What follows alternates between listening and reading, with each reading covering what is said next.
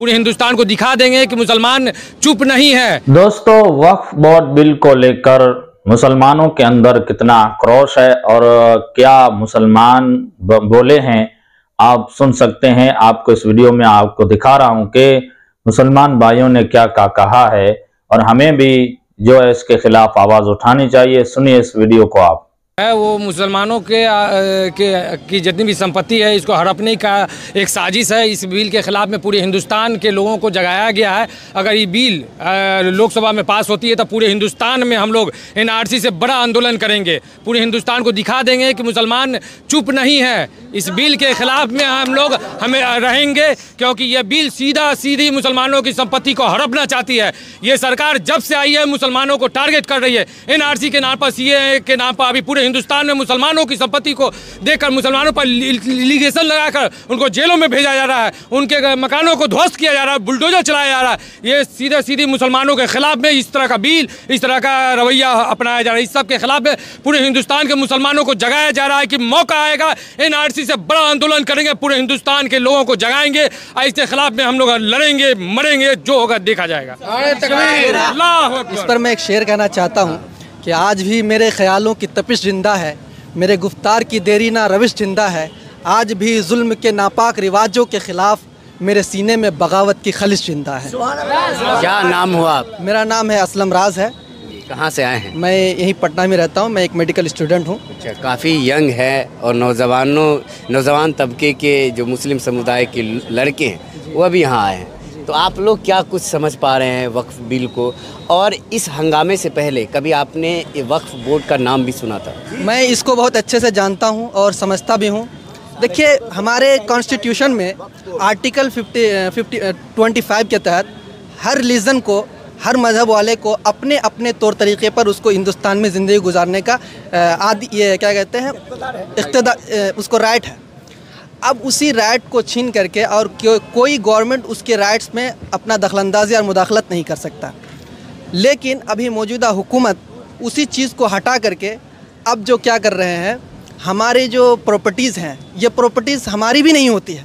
अगर कोई वक्फ करता है, किसी ज़मीन को देता है, तो देने वाला का भी उसमें हक़ नहीं होता है, ख़त्म हो जाता है।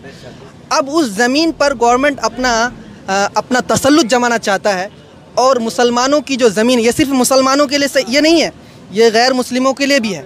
जो उनकी ज़मीनें हैं वो ज़मीनें भी छिन जाएंगी, जो वक्फ कर दी गई हैं मंदिरों के नाम पे, किसी दूसरी चीज़ों के नाम पे, उन चीज़ों को भी छीन ली जाएगी। ये चीज़ दूसरों को भी समझना चाहिए।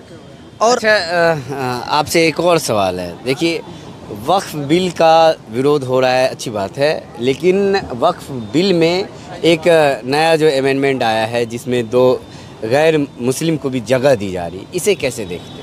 देखिए, ये चीज़ क्या है ना कि इससे सारी चीज़ों को हमसे जो छीन करके अब उसी चीज़ को सारे लोगों के लिए आम कर रहे हैं।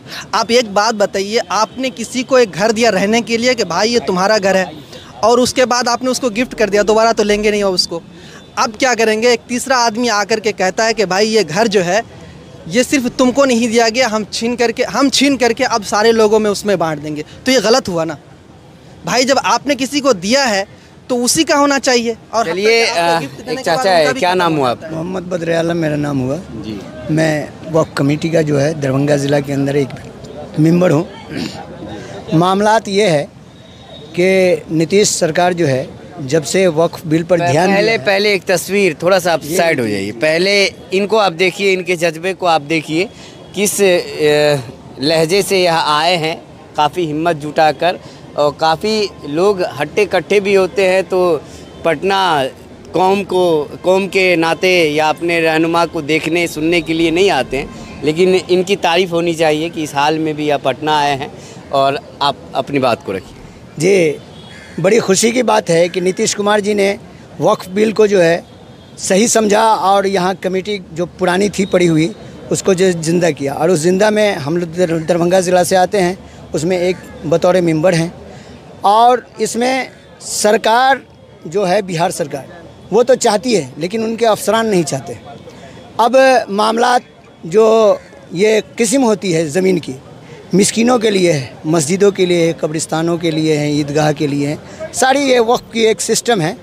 तो सरकार जो है वो उनके अफसरान के ज़रिए जो सबसे अंचल अधिकारी है, अगर उनसे रिकॉर्ड हम लोग मांगते हैं तो वो नहीं देने के लिए तैयार, कहते कि भाई मेरे यहाँ रिकॉर्ड नहीं है।